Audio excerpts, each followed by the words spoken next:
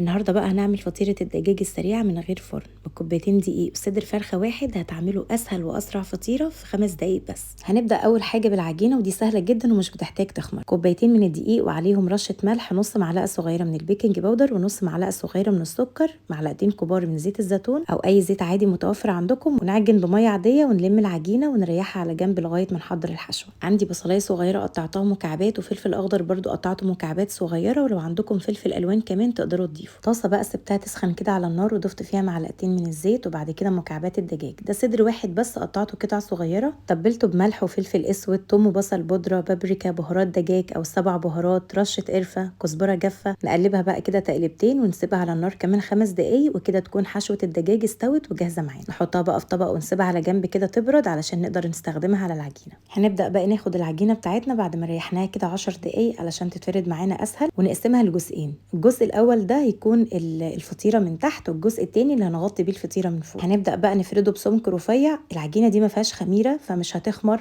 يعني دوب هنفردها نشكلها ونسويها على طول، فمش محتاجين كميه العجين فيها تكون سميكه، عايزينها رفيعه على قد ما تقدر. فردت بقى الجزء الاول كده من العجينه وحطيت رشه من الجبنه الموتزاريلا، بعد كده حشوه الدجاج، بعد كده رشه حلوه كمان كده من الجبنه الموتزاريلا، وطبعا تقدروا تضيفوا اي نوع جبنه مفضل عندكم. هناخد الجزء التاني من العجينه بعد ما فردناه برده بسمك رفيع، ونبدأ بقى نشبك الاتنين كده في بعض من الحواف. قفلوها كده بصوابعكم كويس، وتقدروا كمان تعملوا عليها شكل كده من الحواف بايديكم، او ممكن كمان تقفلوها بشوك. عندي بقى طاسه تكون مناسبه لحجم الفطيره بتاعتي، دهنتها كويس بدهنه زيت وحطيت الفطيره بتاعتي، وبعد كده بقى هبدأ اسويها على البوتاجاز من فوق. اهم حاجه بقى النار تكون اقل من الوسط، يعني ما تبقاش عاليه قوي بحيث ما تلونش بسرعه وتكون لسه ما استوتش كويس، وفي نفس الوقت ما تبقاش هاديه علشان الفطيره ما تنشفش معاكم. وما تثبتوش الطاسه برده، يعني لفوها كده على النار، ما تخلوش الطاسه متركزه في مكان واحد. ومن الجنب بقى تقدروا كده تشوفوا التسويه بتاعتها اخبارها ايه. لو اخدت لون ذهبي من تحت بتقلبوا الفطيره على الجهه التانية. هتاخد تقريبا من 7 ل 10 دقايق كده على كل جهه وتلاقوها استوت كويس جدا. طلعت بقى الفطيره بتاعتي من الطاسه وسبتها تهدى شويه، واديتها رشه كده من البقدونس الاخضر علشان بس تكسر اللون، واستمتعوا بقى بالجمال.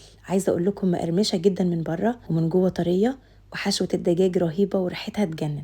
دي بقى تنفع لكل وقت، غدا سريع، عشاء، جوع اخر الليل، سهله وسريعه وعجينتها بسيطه، متحتاجش تخمر ولا فيها بيض ولا حليب ولا زبده، وبصدر فرخه واحد وتكفي تقريبا 4 اشخاص، يعني حاجه كده في منتهى الجمال. شوفوا بقى لونها يجنن ازاي، سويناها كده على الطاسه من غير فرن واخده لون يجنن وتسويه مظبوطه قوي. مطه الجبنه بقى مع حشوه الدجاج الرهيبه اللي جوه، بجد حاجه كده في منتهى اللذاذه، وطعمها بجد لا يقاوم. انا حاسه وانا بشوف الفيديو ده عايزه اقوم احضر واحده تانية. لازم انتوا كمان تجربوها وتعرفوني رايكم ايه. وبس كده خلصت معانا وصفه النهارده، بتمنى تكون عجبتكم. لو عجبتكم اكيد ما تنسوش تعملوا لايك للفيديو، تشتركوا في قناتي على يوتيوب باسم سولا الشافعي، واعملوا لايك وشير كتير للفيديو ده. وشكرا جدا ليكم، والسلام عليكم.